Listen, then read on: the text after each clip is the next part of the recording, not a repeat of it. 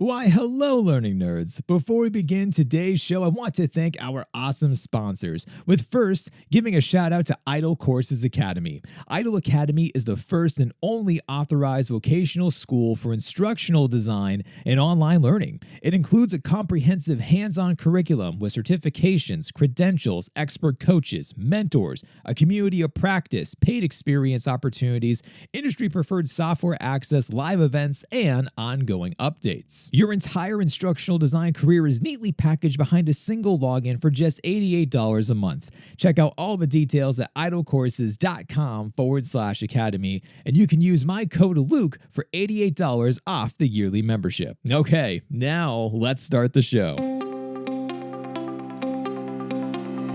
Hello, learning nerds, and welcome back on in to the nerdiest podcast you're going to hear today. My name is Dr. Luke Hobson. I'm a senior instructional designer, program manager, instructor, author, blogger, and podcaster.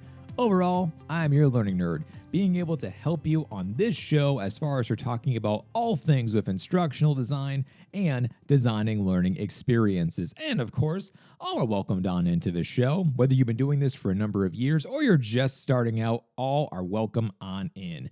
And of course, you can find out more about this show over at drlukehobson.com. I'm recording this episode in mid-December, December 11th to be specific. And one of the things that I am thinking about, folks, is how much gratitude I have for all of you. The holiday season is approaching. All of the madness is getting ready. It's just around the corner. I can feel it. I was doing gingerbread house decorating with my family over the weekend. So it's really starting to feel like the Christmas time. The holidays are coming. Pentatonics is constantly playing right now on my Spotify app and everything. So we're here. We're starting to get into the thick of things. It's only going to grow more as the days go on. And one of the things that I really had no idea about was launching a course before the holidays and saying, is anyone going to take this? Is anyone crazy enough to sign up for an instructional design course before all of the madness? And I just have to say that all of you have blown me away. I shared a picture the other day about how the number of applications for Instructional Design Institute blew my mind. It's over 130 something at this point in time. I still am in shock and disbelief. I'm like, I have no idea what's happening, but wow. I'm having so much fun of being able to nerd out with all of you for teaching about instructional design. This is what I love to be able to do. And seeing that the new cohort just kicked off actually today, Monday, December 11th, when I'm recording this episode, it just kicked off. And 20 people are going to be going through this 7-week learning experience.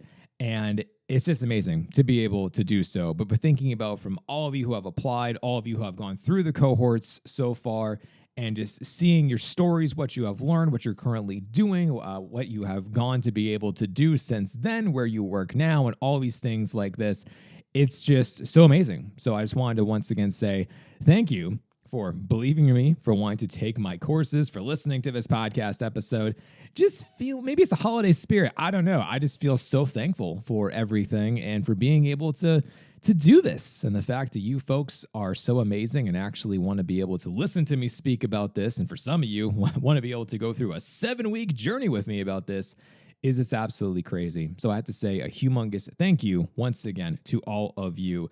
The next cohort is going to be running in March. I don't have the date yet, but of course the wait list is currently up and running. You can actually go and submit on over your application for the next cohort starting up again in March. And with all of that said, the other thing that I wanted to mention that some of you have definitely seen me do a little bit more lately is that I have been really hammering home YouTube Shorts. I wanted to see what would happen if I posted every single day and to see what it would do. And one of my shorts in particular really did explode. And by explode, of course, I mean for instructional design numbers. But 2,500 of you actually saw one of the shorts that I created that was all about timing and how important timing is for instructional design projects. So if you're not following me on YouTube, you probably should, because I'm creating a lot of content over there right now. And as someone who talks a lot for a living, trying to be able to create shorts, which have to be between 45 and 60 seconds, or else else they're not going to be uploaded to the platform. That is a challenge. I'm getting really good at it. Now it's kind of like one take. I'm starting to be able to do it. But there was one short that I'm not going to tell you which one it was. It took me like 12 times to be able to do. I could not try to be able to concisely say everything I wanted to say within 45 seconds. Kind of challenging, but that is the interesting thing when it comes to being able to create content, both long form and short form content. They do have their advantages and their disadvantages as well. So enough with my babbling. What is today's episode about? Well, you know what? Today, you're kind of getting my spicy side because I went onto LinkedIn and the very first article I read was yet again about another traditional academic basically saying about how online courses don't work, that they are inferior to face-to-face courses, and the idea for some institutions to take what they currently have and then to offer a type of a new arm as far as for support services pertaining to online learning experiences, or for trying to be able to go all in with this online movement is just foolish and it doesn't make sense and we can't do this. There's not enough data yet and blah, blah, blah. Okay, so with all of that said, it's like, you know what? I'm going to speak my mind today. I usually don't go on these kind of rants. This might be one of the first I think I've ever done actually in this podcast history. But hey, you know what? Why not? I'm feeling spicy today. So today, I want to talk a little bit more about what I wrote called another inferior, quote unquote, online course, debunking myths with a side of reality check for higher education. If you're anything like me, basically it becomes another day, another academic saying that online learning is inferior to face-to-face classes. When I read these statements that say something similar to this in nature, I hear that they have never A, enrolled in a well-designed online course before, and B, researched the preferences of students. What do students actually want today in 2023? It seems easy to disparage online learning, especially with emergency learning still fresh in everyone's minds. And I could personally tell you that I can't sit still for 8 hours on Zoom calls. And the idea of having this be the primary method for learning sounds like a living nightmare. And I've also seen plenty of videos of the instructors while trying their best, but still they're speaking in poorly lit rooms. They're using their desktop microphones, the laptop microphones, as not actually having any form of lapel mic or any of the mics you see from podcasters or YouTubers or whatnot. And of course, how much do they really understand Zoom? This is all kind of new to them at the time. Well, obviously, this is not going to go well. It's a recipe for disaster of having poor visuals, poor audio, people not understanding tech, and then saying, hey, I want you to teach this class, but to teach it online. Yeah, it's really not going to go well. While the pandemic was a time of craziness, you have to remember, we should all remember, this was not genuine online learning. There are decades of research on how to design meaningful and relevant learning experiences. And when followed properly, the online courses are surprisingly great. Huge shocker, I know. But look at all the major institutions right now researching, innovating, collecting feedback, perfecting their online learning strategies, and having tremendous success. They are aware that their courses can't just be the monotonous form of reading, discussion board, essay, and then repeat that 10 times in a row and all of a sudden you have a class. What these institutions do is that they go above and beyond to center the designs around the latest with learning strategies and techniques. What doesn't get enough attention, if we really want to play that whole comparison game, is that we have all taken, all of us, all of you listening right now, we have all taken horrible face-to-face courses before, and the issues, they still persist. If you're like me, you've taken face-to-face courses with overly crammed PowerPoint slides read to you word for word, or being asked to copy the instructor's notes line by line from a projector or being talked at for 2 hours without the opportunity to ask questions, or being asked to spend $500 on textbooks and then be told they won't be used that semester. That was always my favorite one, and that happened numerous times, and I wasted a ton of money. Thank you, college. Really fun times overall. But these problems, they're still kicking around. And depending upon the institution, in 2023, these things still exist. Now, here is the thing that I'm willing to share, though. I've taken part in many amazing face-to-face courses before. The professors deeply cared about the students' well-being. They genuinely loved the course content, and you could connect and feel their passions. They could explain about how the lessons would relate to the real world and then connect the dots for us.